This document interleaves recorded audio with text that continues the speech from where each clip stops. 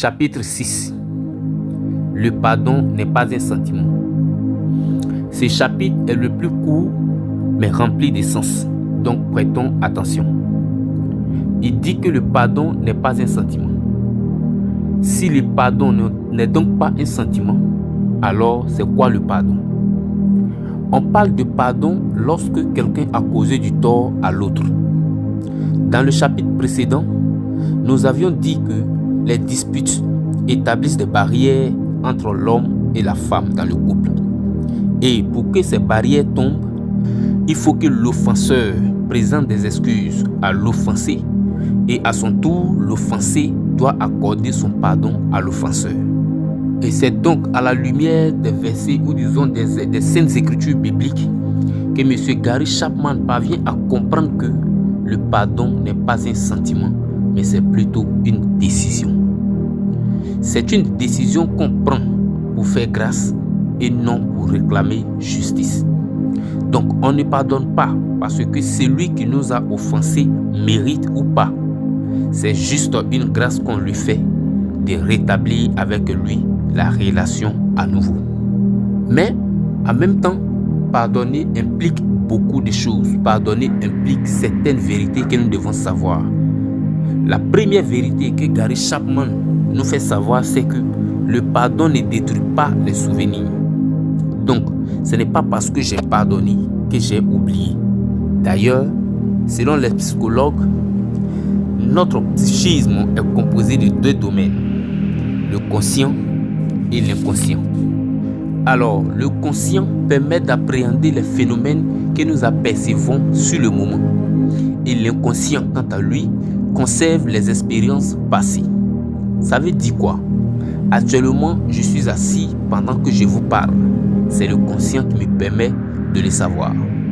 Mais si je dois me rappeler de ce que j'ai fait hier, il faut que je puise cette information dans l'inconscient. Et cette information passera de l'inconscient au conscient, afin que je puisse vous en parler. Donc, autant des informations peuvent délibérément passer de l'inconscient au conscient, autant nous pouvons aussi faire passer des informations de l'inconscient au conscient avec peu ou plus d'efforts. C'est là pour dire que les expériences douloureuses ne sont pas oubliées. Elles peuvent revenir à la surface du conscient et produire encore des sentiments douloureux.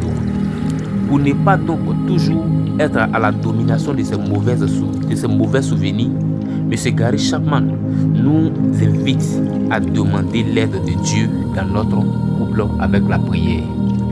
La deuxième vérité que nous devons savoir sur le pardon, c'est que le pardon ne fasse pas toutes les conséquences du tort. Par exemple, un mari qui blesse sa femme dans la colère pourra peut-être avoir le pardon de sa femme, mais la blessure, quant à elle, elle demeure. Le préjudice physique demeure toujours réel. La troisième vérité que nous devons savoir sur le pardon, c'est que le pardon ne restaure pas automatiquement la confiance. Pardonner, c'est une chose, mais regagner la confiance de ton partenaire, c'est une autre chose. Et généralement, lorsque on détruit la confiance par peut-être des blessures ou des comportements incongrus, généralement, quand on perd la confiance, il faut encore du temps pour que cette confiance puisse revenir. Quatrième et dernière vérité que nous devons savoir sur l'amour, le pardon ne produit pas toujours la réconciliation. Souvent, on a pardonné, mais les choses ne sont pas toujours parfaites comme avant. Certains ont besoin du temps, peut-être 1 heure, 2 heures, 2 jours, 3 jours.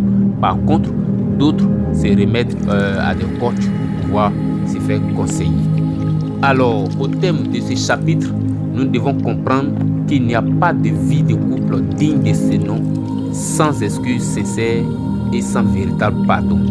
Si vous pouvez apprendre à vous excuser et à vous pardonner, alors vous disposez des deux éléments essentiels à la construction d'un mariage heureux. Que Dieu vous bénisse.